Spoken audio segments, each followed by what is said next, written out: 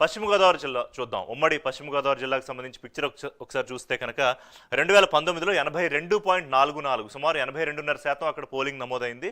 ఇప్పటి వరకు 74.58 సేమ్ తూర్పుగోదావరి జిల్లాలాగే సుమారుగా 75% పోలింగ్ ఇప్పటిదాకా నమోదైంది. ఇంకా పోలింగ్ జరుగుతోంది. అక్కడ కూడా క్యూల్లో ఉన్నారు.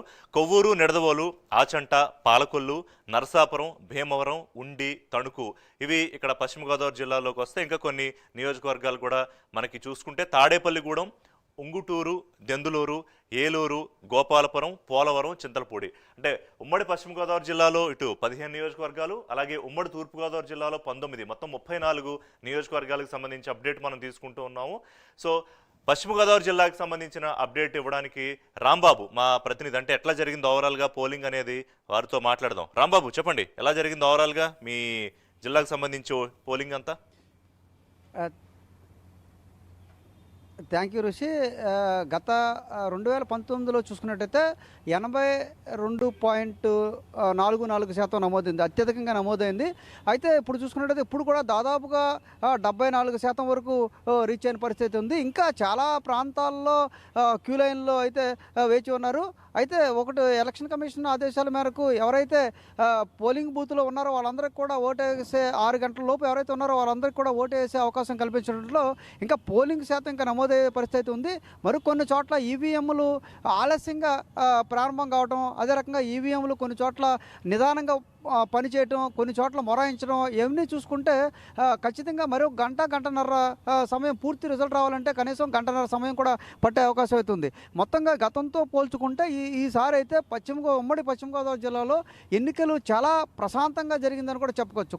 కొన్ని చెదురుమదురు సంఘటనలు మినహా చాలా తక్కువ సంఘటనలు జరిగినని కూడా చెప్పుకోవచ్చు. దెందులూరు నియోజకవర్గం చాలా సెన్సిటివ్గా ఉంది.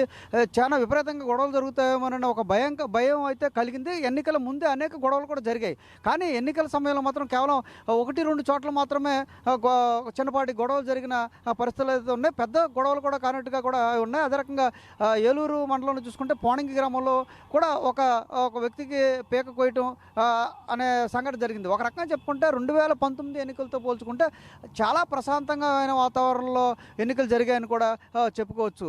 దీనికి అధికారులు కూడా విస్తృతంగా అన్ని ఏర్పాట్లు చేశారు. ఇంకా కూడా పోలింగ్ బూతుల దగ్గర చాలామంది ఇంకా లైన్లో కూడా క్యూ లైన్లో అనేక ప్రాంతాల్లో ఉన్న పరిస్థితులు కూడా ఉన్నాయి.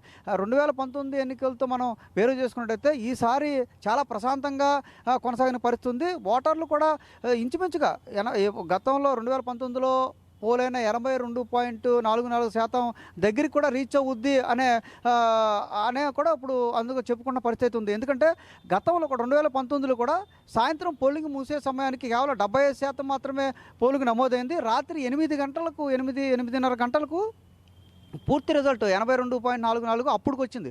అంటే దీన్ని బట్టి చూసుకుంటే ఖచ్చితంగా పూర్తి స్థాయిలో ఈవీఎంలు పోలింగ్ అంతా మూసేసరికి చూసుకుంటే లాస్ట్ టైం కూడా ఈసారి కూడా 82 రీచ్ అయ్యే పరిస్థితులు ఉన్నాయి. మొత్తంగా చూసుకుంటే ఉమ్మడి పశ్చిమ గోదావరి జిల్లాలో ఈసారి పోలింగ్ చాలా ప్రశాంతంగా జరిగిందని కూడా చెప్పుకోవచ్చు రుచి.